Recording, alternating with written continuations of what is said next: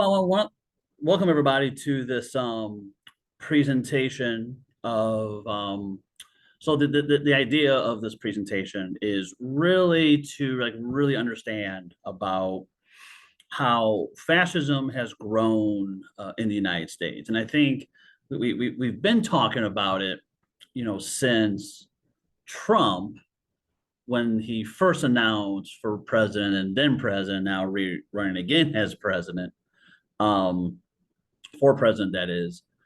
But even before all that, we really haven't had a greater conversation about the growing fascism that has been going on in the United States. And so again, in this presentation, we're going to talk about what fascism is, and how it came to the United States, and then trying to open it up to a greater conversation as to what we can do some about fascism here in the United States. So for anyone who doesn't know me, my name is AJ. I use they them pronouns. I live in Wisconsin. I've been an organizer for 25 years, mainly fighting around racial justice, prison abolition, and environmental justice. Um, those the main ones I'm doing right now. I also do stuff around queer and trans liberation, women's rights, also and housing justice. And when I do that, when I'm not doing that, I'm also a public scholar who examines urban and political geography. Um, right now, I've been doing it at University of Wisconsin in Milwaukee, but I've done it in other places around the United States as well as abroad.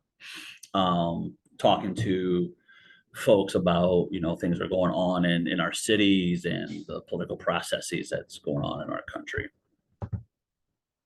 So like I said, we're going to talk about some keywords, how we got here, and then do a little hopefully conversation about this topic. And just so that everyone is aware, there is content that will have fascist imagery and language. Um, and this is just so everyone's fully aware what's happening. Um, so just everyone knows about what's going to happen from here forward.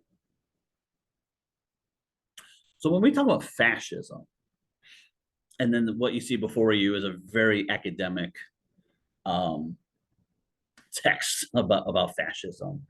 What we're talking about here essentially is in a very extreme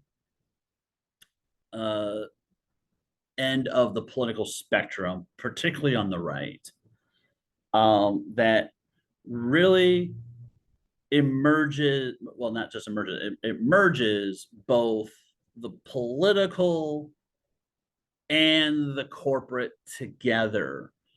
When we think about fascism, this is one of the images that comes in our mind. We think about Adolf Hitler, we think about Benito Mussolini in Italy.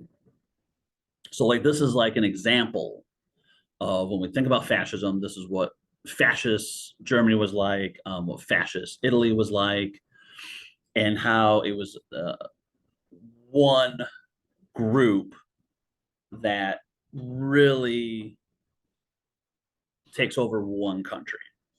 And we've seen this, and then we've seen what fascist Germany did in Eastern Europe and other parts of going into Western Europe, and then the same thing with Italy and everything.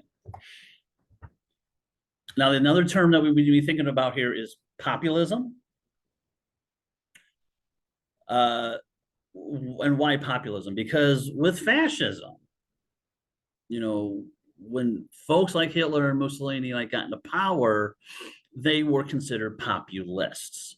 So when we think about populism, again, we're thinking about a specific allegiance to a class and ideology who are usually understood as underdogs, and a power behind specific demands, and thinking about a political outlook that people are going to resonate with. So that's essentially what populism is, and I really encourage everyone to read um, Hegemony by Ernesto Laclau and Christina Mouffe. So Laclau and Mouffe are the two theorists about populism. They take a lot of works from Antonio Gramsci and Karl Kautsky and talk about like what those two talk about in terms of like what hegemony means, what does power mean, how do movements become movements. And so Laclau moves then said, well, this is what social movements are. And then they really analyze what social movements have done, not just in Europe, but in South America, the United States. And so anytime when we think about social movements, Laclau move are always like look towards as what their analysis is, and they continue to write not just books but provide lectures and other topics. So again, when we think about populist movements, if we look at this, what you see before here from left to right, we Occupy Wall Street, the Yellow Vest movement in France, Podemos in Spain, Syriza in Greece, the Tea Party movement in the Happy United States, the Christian evangelical movement, the Christian right movement in the United States, and the MAGA movement. All of these are populist movements. And when we think, again, looking at what we're talking about when it comes to fascism, and again, we'll talk about how it got started in the United States here in a moment. But what we need to be thinking about is like, how has the right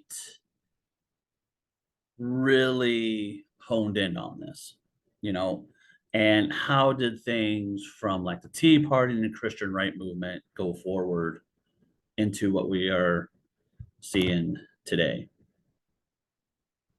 So another term that we also need to be thinking about here is neoliberalism. And when we think about neoliberalism, there's some connotations to that. The reduction in taxes, deregulating the markets, privatization of public service, reducing labor laws. These are things that happened in the 70s with Ronald Reagan and Margaret Thatcher, with the help of folks like Frederick Hayek and Milton Friedman, who were part of this Austrian School of Economics. And so neoliberalism, there's a tie with neoliberalism and fascism insofar that with neoliberalism of really reducing our cities and reducing the political landscape and reducing economic markets in order to open up a situation in order for, again, if we think about populist movements, getting folks who come across as underdogs, who come across as, hey, this isn't happening. This is what's happening right now. Here's what we need to be doing going forward and everything. So neoliberalism, since the 70s, has really manufactured an argument for those on the right to say, this is what everyone else has been doing. Here's what we can be doing that is a better way for society, and every other kind of narrative that they want to present and everything. And we'll get into this a little bit. But again, we understand a little bit about fascism, we understand a little about populism, and now we're talking about neoliberalism. So how did this all started? So the path that got us here is, we have to really go back to Jim Crow South. because this is where we can really hone in and see how in a particular region, that be it the southern region of the United States, didn't really care for how, so after the Civil War, as we all know, after the Civil War, when the Confederacy lost, then, slaves were freed. And then the South started coming up with different laws, and different uh, legal um, structures in order to say, fine, people, the free slaves can go into communities, but you still live in our city, so you have to live it under this way. So this is where you're starting to have the Jim Crow South. And so we have this particular region with a particular set of outlook, with a particular way of living, what they consider what social norms were. And we started seeing this for a very long time, all the way up until like the 1960s. So since 1865, you have Jim Crow South, you have the Ku Klux Klan, who are doing things that they feel that if the state or municipalities weren't doing what they should be doing, they're going to take care of themselves. But as we all know, most of the folks in the Ku Klux Klan were already certain faith leaders, certain politicians, certain business leaders that were part of their very local groups and everything. So they instilled that fear. So we start seeing that happening.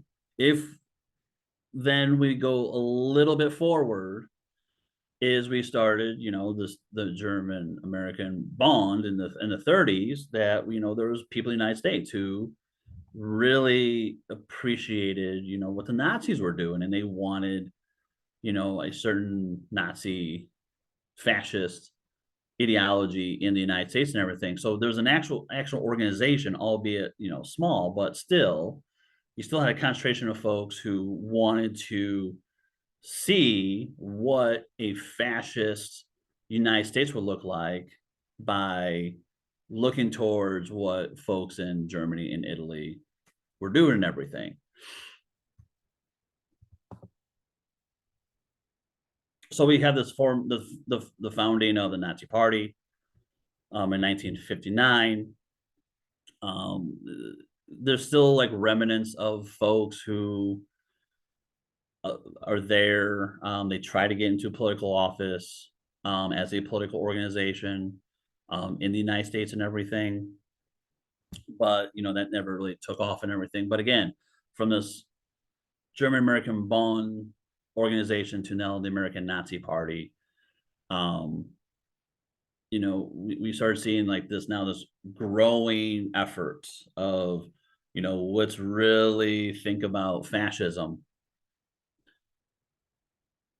But when we get into the 1950s, we start now seeing a little bit more of tilled soil, if it were.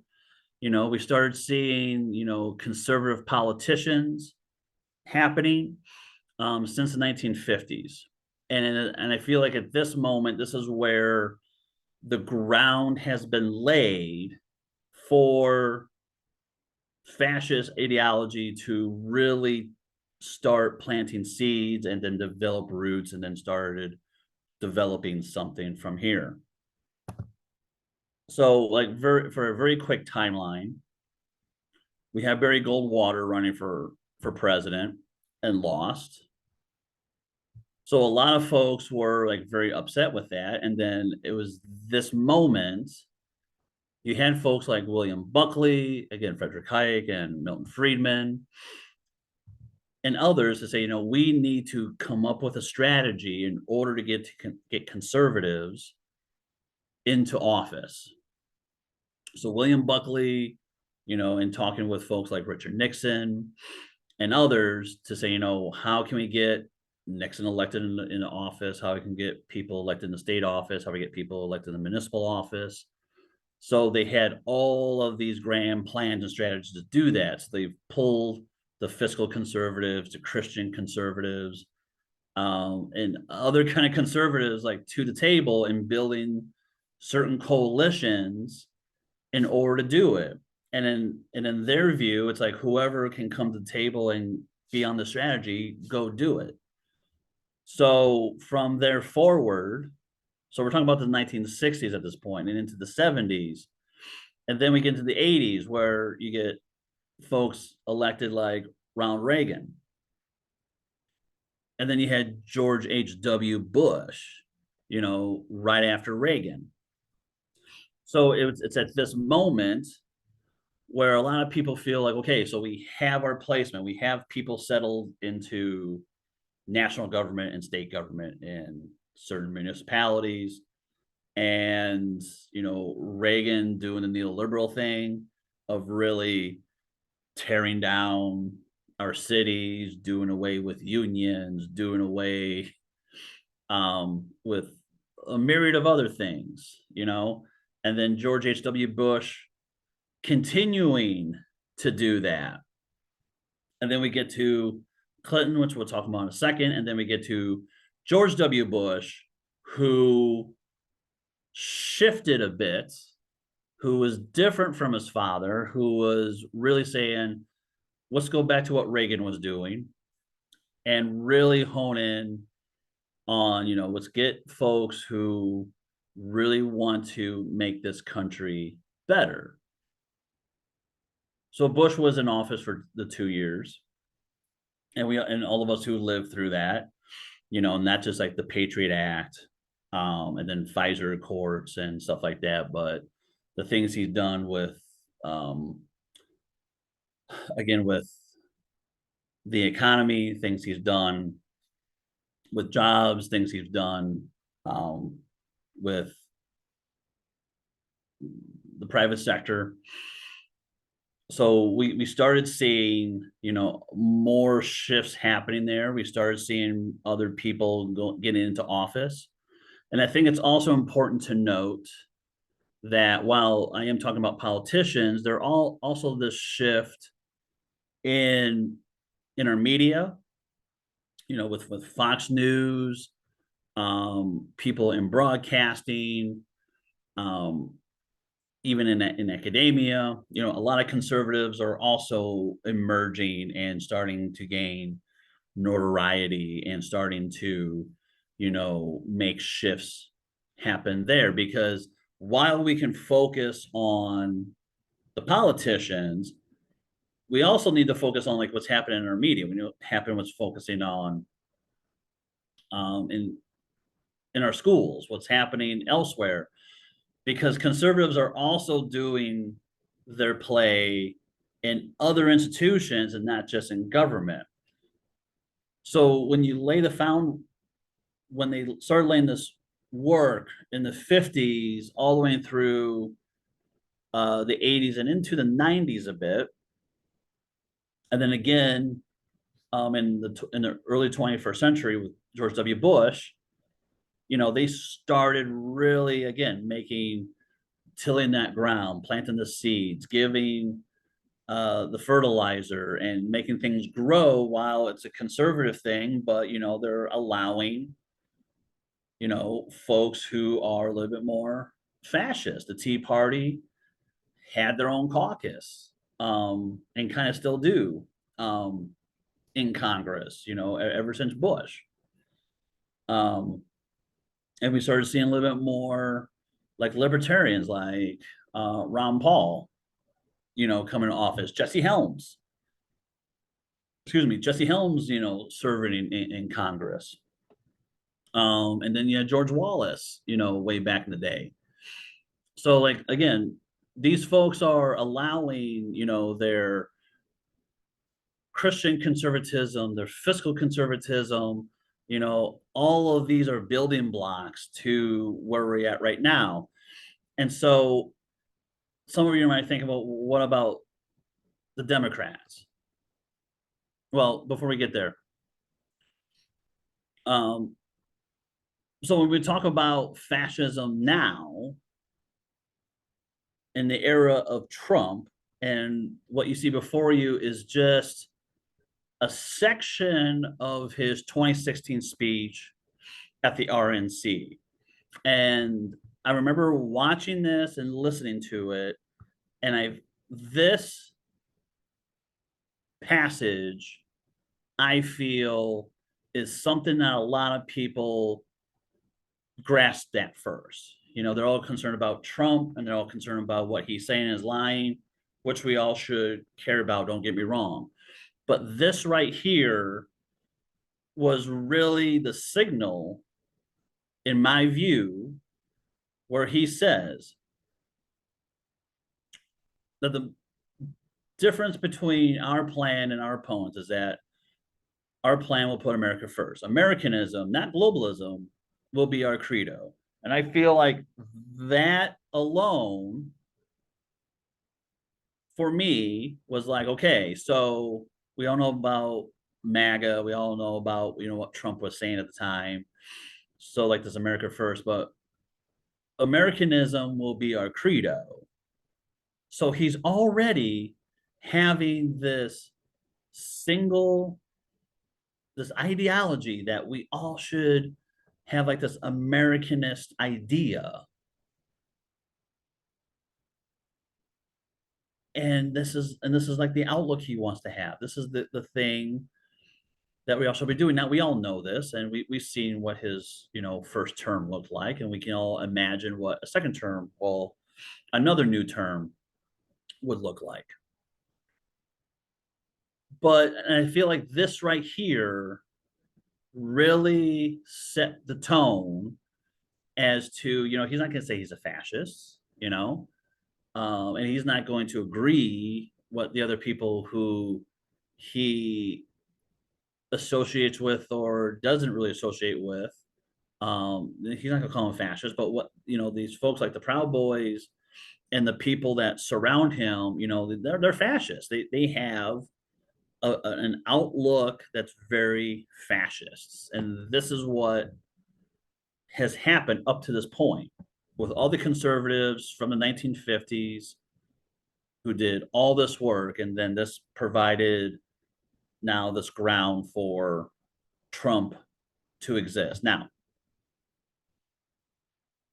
what have liberals done to prevent, said fascism, or at least this growth of fascism in the United States? They've done nothing. They have absolutely done nothing for this.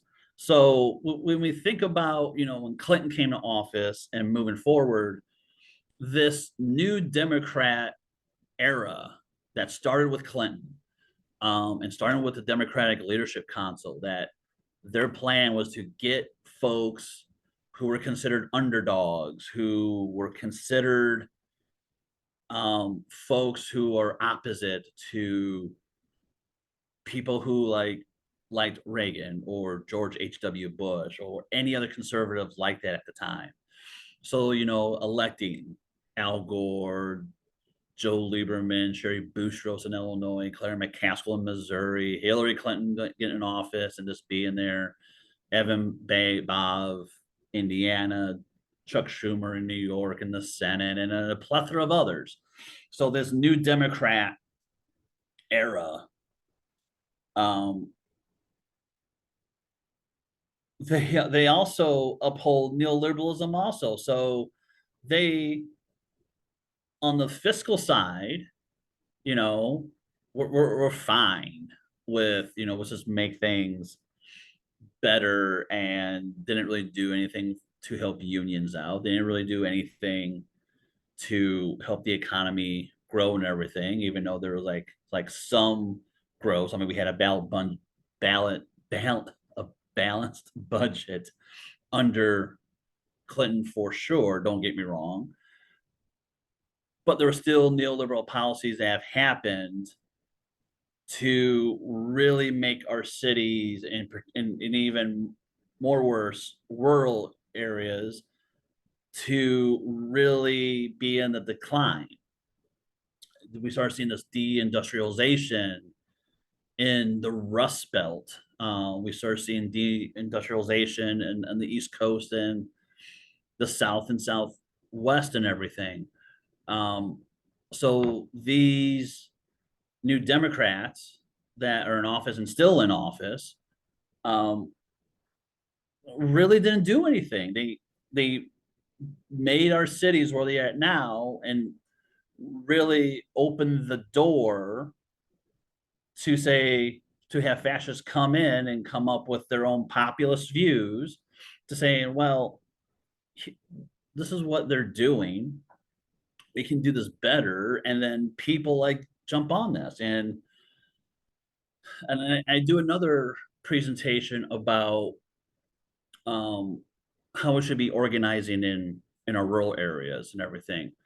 When these new Democrats were in office, they only cared about the East Coast. They only cared about um, bigger cities, Chicago, Dallas, New York, so forth and so forth, but never really pay attention to the rural areas or even like um, towns outside of major cities. So when you have a city like Rockford, Illinois, that used to be the second largest city in Illinois, it's now down to the fifth largest. Well, the fourth or fifth largest city in Illinois. And it was a major economic center for Illinois outside of Chicago, which is only 90 minutes west of Chicago. When that started really being decimated by all of these major employers leaving town, you know, all because of what Reagan was doing, what the first Bush was doing, what Clinton was doing, what George H.W. Bush was doing, what Obama was doing. And every decade, you know, we can start seeing a decline in Rockford going this way. And it's not just Rockford, it's other places in our city, in our states that we also recognize and everything. But like I said, even rural areas have taken a much major hit. And then we started seeing these rural areas really surrounding themselves around conservative movements and populist movements like MAGA to say, well, something's going to be better than what's going on in our state and everything. So this is this little patchwork here. It was done by a quilting collective in Chile. There was a lot of women in Chile under Pinochet. Started having these little quilting collectives, and they made these little images like this to express like what was going on under Pinochet, under his fascist regime and everything. Um, and so I'm just leaving this little object here because we this here really shows that we have been seeing this growth in fascism for a very long time. And because of this growth, we are really starting to come to this point um, in our lives that it's really a battle of fascism and something totally opposite right now. Because right now, and as we all know, liberals are not going to do anything about fascism. Conservatives are not going to do anything about fascism. So we need a total opposite response to fascism. And if we don't have that, if we don't create a leftist response to fascism, then we're going to keep seeing, you know, if you know, if Trump gets elected, this is what's going to happen when we all know what's going to happen when Trump gets elected. If Kamala Harris gets elected, we all know what's going to happen when Kamala gets elected. You know, it's for liberals better than Biden. However, we all seen Kamala's track record as a, you know, district attorney, as a prosecutor, what she's done in the Senate, what she's done as a VP candidate, as a VP in the White House. So we understand what's happening here. So they're not going to do a damn thing. We need a leftist response. We need a response to really fight against fascism. And if we don't, then I think we're going to see a very growing fascist nation that we may see in our lifetimes. And I don't think any one of us want to see that happening at all. So um, I'll take any questions that people may have. Okay, AJ, thanks a lot. I'm gonna open it up for questions. And why isn't it letting me do this?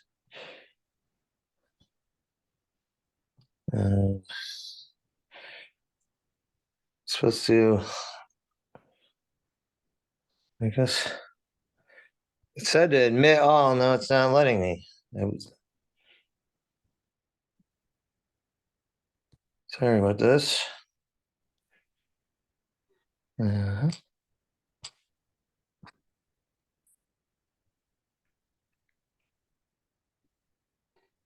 uh,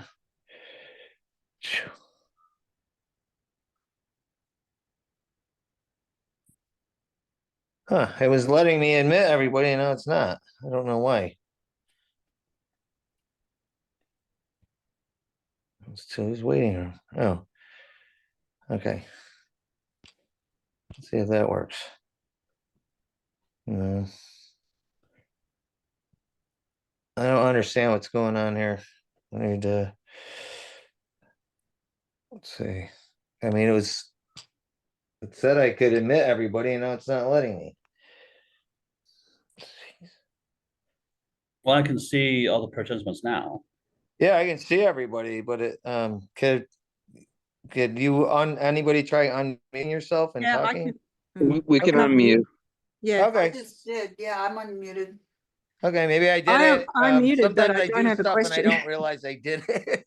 Maybe I just pushed the button because I knew it when he Well, said yeah, it said the host wanted me to be unmuted, so I it. unmuted. Okay, great. Okay, it worked. So who has a question? I don't really have a question, but I Okay. just don't understand why people choose far right instead of Greens. I know Greens are really like underrated in the US, but if people would just look a little harder, make more of an effort to see the rise in Green candidates across the country, they'd realize that because of the number of people here, like the sheer volume of voters, potential voters, it would be so easy for Greens to really ratchet up their power and actually get some seats, get in at least local governments. But I don't know, everyone I talk to, although it is like lately, it's since Kamala Harris has been the nomination, there have been more people talking about the Greens, but in the way that it's just Jill Stein, and people have opinions about Jill Stein, and they don't understand that the Green Party is not about putting someone on a pedestal. It's about the policies, and that's what makes it different to the other parties that you see. Like, they just don't want to make an effort to find out more information. And I seem to be, on social media every day trying to get people to just go onto the website and have a look at the policies and make an effort. They just rather make these misinformed comments, like it's just throwaway comments, like Jill Stein sat at the table with Putin, and then that's the end of it. It's like, but hang on a second, it's not about Jill Stein, it's about getting the Greens as a legitimate party. You do realize that 5% is all it takes. That's so easy. And so I'm constantly like trying to tell people to make an effort. It's just so lazy. It's like they don't even care. And I guess a lot of them are white people that have money, like middle class or upper middle class. So they don't really see that there's a problem happening because it's not happening to them. So it's not a question, it's just a statement. Sorry. All right. Loris, you have a Yeah, I have more of a statement too. I think we need to make the case that the left needs the Green Party because we have the structure to organize around politically to infiltrate, Congress and even the state legislatures. I think, I guess part of it is we also need to make sure that we've got our act together and we've got a lot of candidates on people's ballots, because I think people get discouraged if they sign up to be green and they go and look at their ballot and they don't see anybody on there running. Yep. So Yep. I But know that it's could be tough. ramped up so quickly though. It's just, I don't see, because of the numbers, like we have the numbers here. So it's just about getting the word out as fast as we can. Right. And, to get more people on ballots. Because Right. really, left or everyone on the left should be supporting Greens. Like, why is there even people on the left that are Democrats? I don't get that. Like, what they can't be really left then if they. Right. There's people all over social media and people I know that are saying they're left and they support Democrats, and supporting Kamala Harris of all people. Like, okay, I get there are some people in the Democrats that appear to be left, but Kamala Harris says she's not one of them. She doesn't even have the appearance of it in any way, shape, or form. She's not even centrist, in my opinion. So, she's a war criminal. Like, Yeah, if I could just follow up a little bit, if you wouldn't mind. Yeah, because I know a lot of people like that. I've been standing out with some of them in my town about Gaza and for a ceasefire. And I thought, we were kind of camaraderie. And then as soon as Kamala replaced Biden, they started falling all over themselves for her. And I just had to separate myself because I'm like, how can you be in both camps at the same time? You never really were in the first one. That's all I can come to. Because a lot of environmentalists I know who have been really, big about promoting the fact that the military industrial complex is the biggest threat to climate collapse. And therefore, even if you don't have the humanitarian side of things, you can see that as an environmentalist, not completely just jumped on the Harris camp because for some reason they think that Harris is more environmentally aware or friendly or whatever you want to call it. And therefore you're going to get things done. You're not going to get anything done. She's already said she's not going to ban fracking. So where do you go from there that's even going to make a difference? Straws? Maureen, do you have a question? Do you hear me? Yes. Oh, yeah. I'm Asa Gordon. I'm with the research historian and consulting curator with the African American Civil War Memorial and Museum in Washington, D.C. I want to provide a little historical context. There's a salient ideology that underlines fascism and our, that's in the DNA of operates our politics that's missing. You started your timeline too early in the time of Jim Crow. It really starts before the Civil War. And one of the things that overlays the DNA of the ideology that underlines fascism, underlines neoliberalism, is it came out of a publication by Charles Darwin. Now, many people are familiar with the title, The Origin of the Species by Natural Selection, but they're not familiar with how that title goes on, or the survival of the favored races in the struggle for life. That's set up for ideology to come in government that even Charles Darwin didn't realize.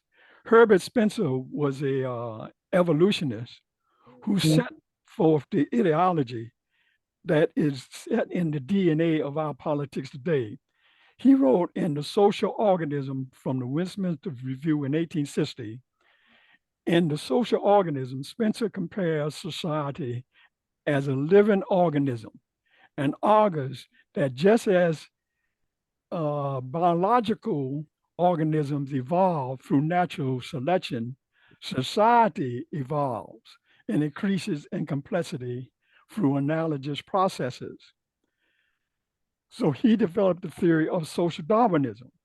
That is an ideology of society that seeks to apply biological concepts of Darwinism of evolutionary theory to sociology and politics, often with the assumption that conflict between groups in society leads to social progress, as superior groups outcompete inferior ones. Sociologist Herbert Spencer coined the term survival of the fittest, not Charles Darwin, and he popularized the idea that competition was good both in nature and society. Now, I want you to understand the first president that ever brought into the conscience of society, and he was ostracized for that because they didn't understand where he was coming from, was Obama.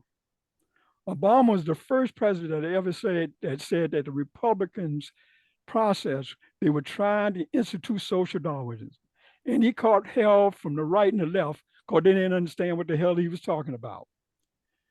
The concept of SCOTUS, legal Darwinism, adopted social Darwinism, is a theory called legal Darwinism that is taught in our law school. And Supreme Court Justice Oliver Wendell Holmes, who edited the American Law Review, wrote the common law in 1881.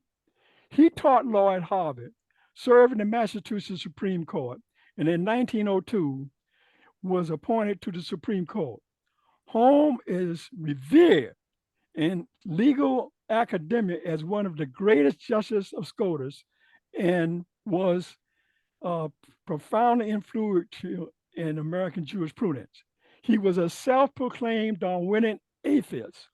Holmes' cinema mission was to diverse from the law any concept of mutual morality or ethics. He declared, quote, "I often doubt whether it would not be a gain if every word of moral significance could be banished from the law altogether," close quote. Holmes wrote in his SCOTUS colleague, Phyllis Frankfurter, that, quote, "A law must be called good if it reflects the will of the dominant forces of our community, even if it would take her to hell," close quote. For Holmes, the proximate test of government is that the dominant power has its way. That's social Darwinism. But you don't understand that social Darwinism is the ideology that is overlies the DNA of our society. Now, Holmes provided, I want you to understand, he provided the neo context Darwinism that's in McCutcheon's and in the Citizens United in an article that he published in American Review in 1873. Quote, "Legislation should easily and quickly notify itself in accordance with the will of the de facto supreme power in the community. The supreme power is certain to have interests inconsistent with others which have completed unsuccessfully. The more powerful interests must be more or less reflected in legislation, that it favors the class at the expense of another. For much of all legislation does that. And nevertheless, when the bona fide object is the greatest good or the greatest number, why should the greatest number be preferred? Why not the greatest good of the most intelligent and most developed?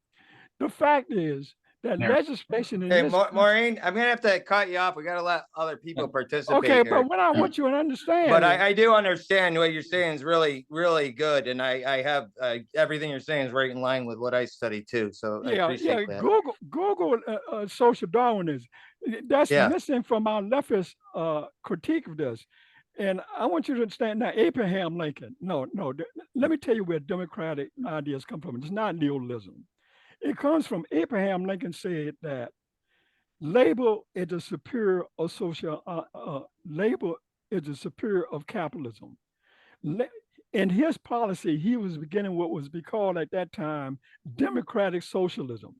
And we have kind of imperfect approaches to democratic socialism, but there was a front against fascism or the underlying ideas of fascism, which was social Darwinism, and that was Abraham Lincoln. and his idea. He was the first one to start it, okay. programs Yes. against I understand that. working We're going to give class. this back to Okay. AJ. Okay, but- I'm sorry to go on so long. But okay, Mike. Thank you, though. all right. That, all right, bye. Hey, Maureen, AJ? Maureen, do you have a wanna- question? Mhm. Hi, I'm trying to make this quick. We're talking about how Trump is seen as fascist and the Dems are not, and they so are fascist. But I think a lot of it is dualistic thinking. If one is bad, the other must be good. I can't hear it properly. I can't hear her. Sorry, can you hear me now? A little bit better. A Yeah. little better, but you. Kind of muffled, but Okay, I have it right up to my mouth, so but it's just dualistic thinking. It's like if one is bad, the other is good. Which is very unfortunate because Harris is really, really bad. Over. Can somebody repeat what she said? I didn't hear it. If I am correct, Maureen, if I'm paraphrasing correctly, so Maureen is saying is that there's like this like duality going on here. Someone's good, Yes. someone's bad, and we really need to not think about in that way that people who are presenting things are not presented in a way that's better for folks. Is that be a good paraphrase, Maureen? Yes. Adam Stack. Who? Adam Stack. Oh, Adam, go ahead.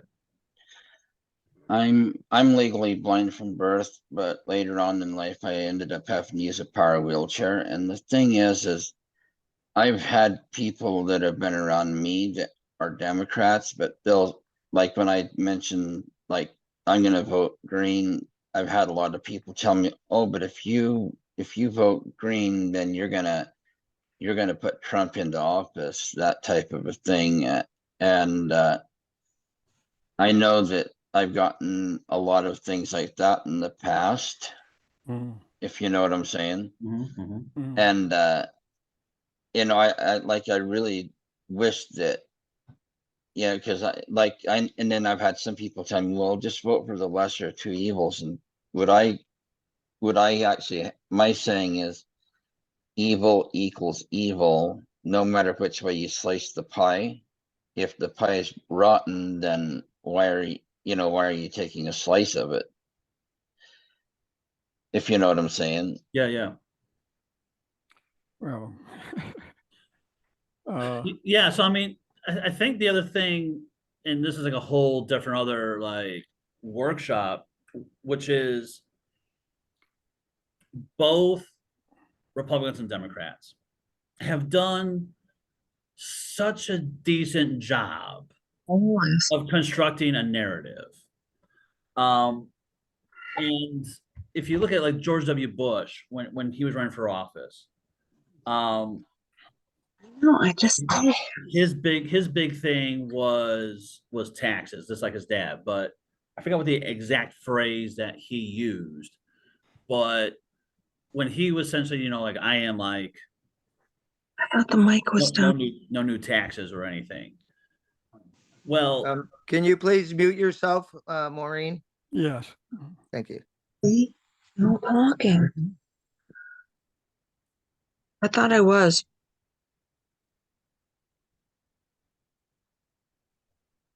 and so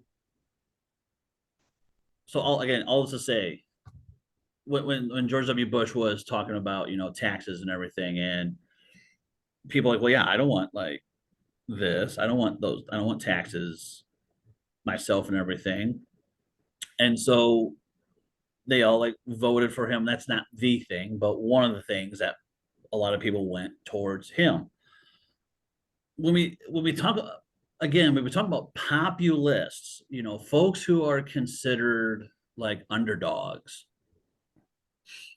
they have to really speak to a segment of society that they have to like resonate with. And and I've said this like many, many, many years in the Greens, is that, you know, like we all know 10 key values, 4 pillars, you know, we know where we stand on Democrats and Republicans. We know this, right? But how are we resonating with working class people? How are we, you know, resonating with people outside of just words, you know? And, you know, as a former, you know, public official in a town, and also as an organizer in my town, you know, like people like saw me like in my town, you know, developing racial justice coalitions, working with queer and trans adolescents, working on housing issues, you know, doing things in our local ecosystems, things of that nature, where I'm not only just doing public speaking events about issues and being on the radio and talk about them, but, you know, also doing this and developing community meetings and talking to other folks to build coalitions with in order to fight on these certain causes.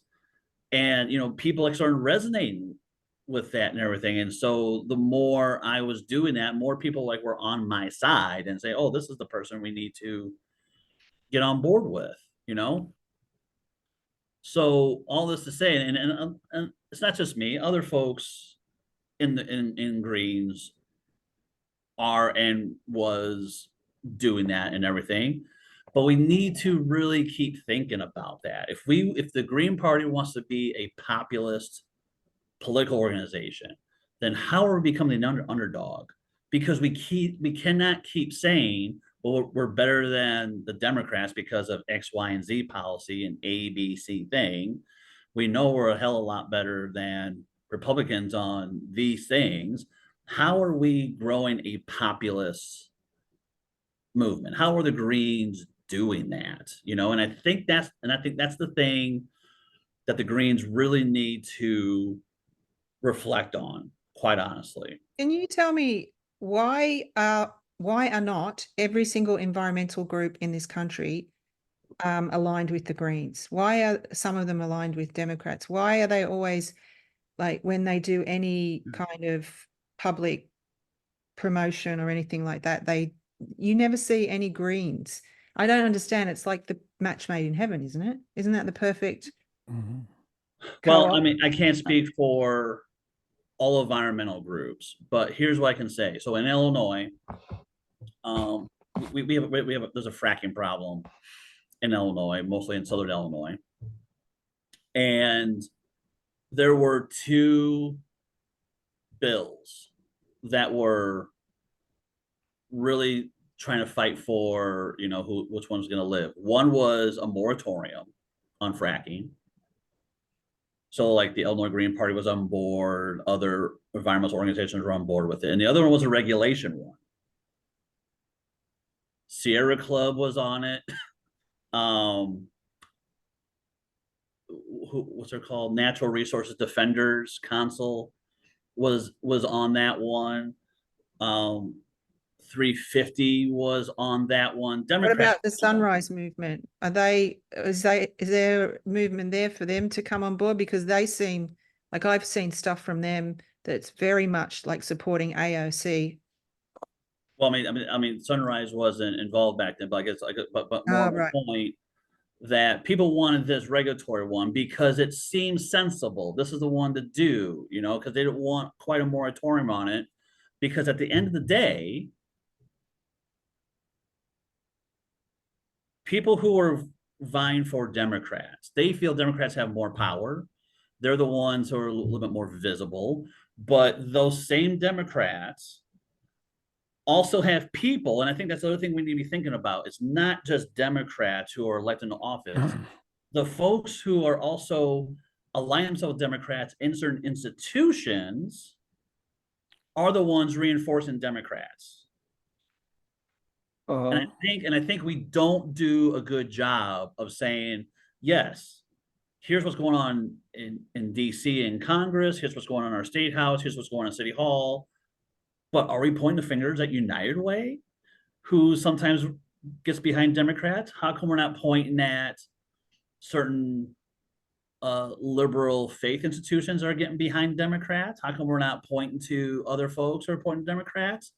That's what we need to be doing also, because not only do we should be doing the political thing, but we should also be involved with other stuff, because it's really a paradigm shift. It's really a framework, and as someone who has a framework as an anarchist, you know, when I tell people, like, I'm thinking of another word possible, because that is a framework. I'm imagining what is a better society without prisons. And like prison abolition, it's a framework.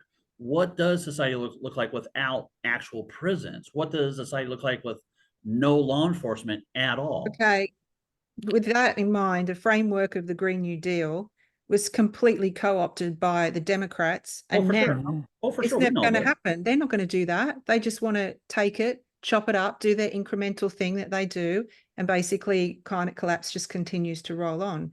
So in terms of frameworks, maybe, we need to take back some of these ideas that came from the better intentions than what the Democrats have. And I don't disagree with that, but but to that point, when you do have folks like um AOC and others who like have taken the Green New Deal, it's like, well, we got something. It's like, no, this is what Howie Hawkins did years ago. So this is not a new thing.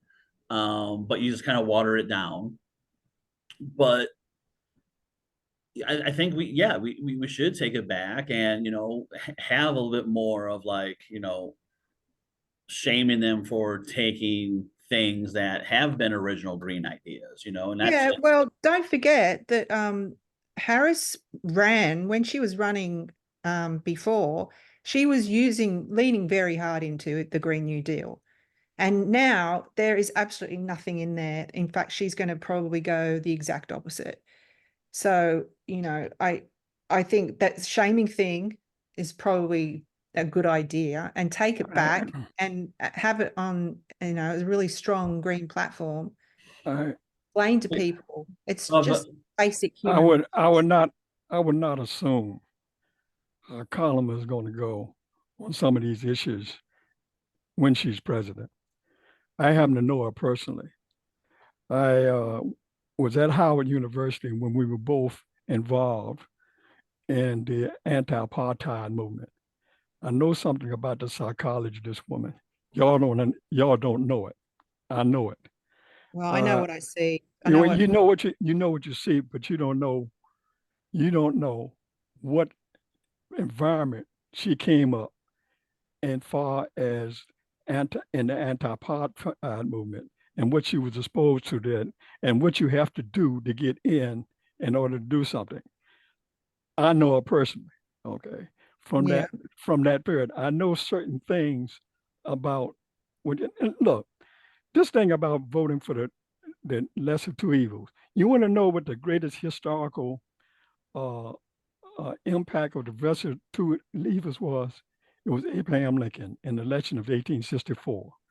The radical Republicans were running John Fremont on the radical Republicans because they didn't consider Abraham Lincoln sufficiently committed to anti-slavery.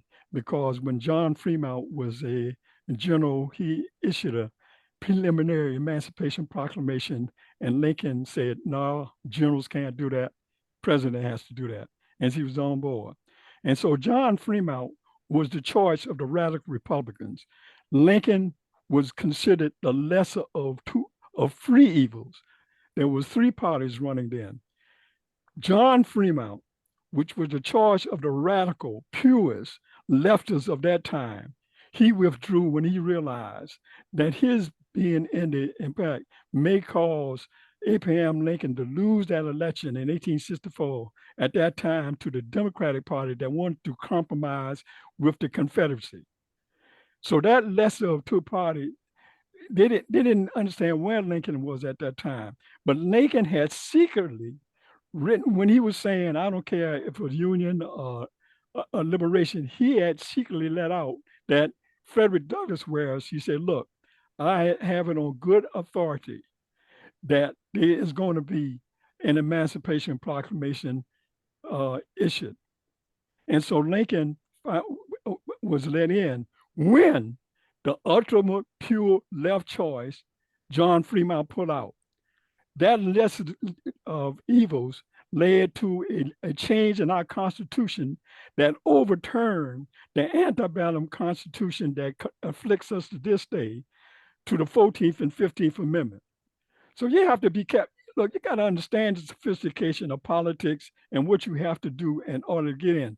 And Yeah, but I don't. I hope you're right. well, and I hope she study the will. Reconstruction period, because you know. Yeah, I understand that. I know what you're saying. I agree with you. But if you don't think she's changed at all, and the $5.5 million No, that she took from APAC hasn't made a difference to her way of thinking, I just don't. I'm not so quick to say somebody is going to be all of a sudden like have these morals that have completely gone out the window. well, what morals? What are you Well, talking about? all the all the billions in bombs and weapons that have gone Well, to that's not her. She's not the president. And she she's made tried a to lot of give you, she's made a lot of speeches supporting it. she tried to give you a hint when she said this war has to end. Why do you think the president of Israel is hell bent on keeping this going? He doesn't want her in there. And see, look, Lincoln, we didn't know what Lincoln was. Lincoln evolved. He evolved during his president from 1860 to the abolition that he was. Lincoln was not an abolitionist when he came into the presidency in 1860. Lincoln became an abolitionist during that trial of the war. We could see his involvement. We could see how he evolved. When you're oppressed people, you can see how people are involving. You're looking for that. You're looking for involved. You're not looking for them to be there at the point, but you can see how it involved. That's how Frederick Douglass understood the involvement of Lincoln during this process. At the end, he realized that he had to set up a system where those of African descent would be able to vote if they were going to change the Constitution. Yeah. Well, hopefully Kamala Harris hasn't devolved, and you're right. And when she gets in, she will set up an arms embargo and stop sending billions in weapons and destroying. She has more Yeah, I'm potential. going to suggest that you guys continue this conversation out. We're a little off topic, so I'm going to give it back to AJ and see if he has any. We only have a few minutes left, so I want to see if AJ has anything else he wants to respond to what he heard. But it's great, and I just want to bring up the thing about us in the Green Party is like I've held public office as a Green, and I did beat my Trumpy opponent with 75% of the vote, although there's only 287 people take, but you know, it still counts, and it does counts. Wonders for it. But we are usually the most informed and the most educated to the point where it does become off-putting to people. It's been referred to as a circular firing squad, and many times because we do have the smartest people. I'm not trying to, I mean, I'm being a little self-absorbed here, but it does. In my research and going to college and getting a policy and planning and understanding, doing this, and I believe AJ was in it too. So go ahead, AJ. I guess the only thing I have to say is that, while, the bulk of what I was presenting is more scrutinizing the right, the conservatives. There's something to be said about like neoliberal fascism, and you can look at something like like Chicago, where it's always been Democratic Party rule for a long time, and look at what Chicago now. I mean, it's not even a place that, and I live in Chicago, and it's somewhere Sure, it's better than like living in Topeka, Kansas when they have like, Mm, you know, Sam Brown back as governor and everything, but there are still issues in Chicago. There are still, you know, neighborhoods that are still being stripped down. There's still a deindustrialization still going on in Chicago. So, but that, and that's been a Democratic Party rule for a very long time, you know? So it's not just the right, it's also neoliberals right. that we also be focusing on and everything. So I do agree with Asa. Um, maybe, yeah, Jim Crow was maybe a little bit too early, but what I do agree with is ever since settler colonialism has happened in this region that we call the United States, has always been a racialized land from the very beginning. Mm. It's in the Constitution. It is in Yes. it's in every legal document that we have and everything. So yes, first and foremost, this is racialized land.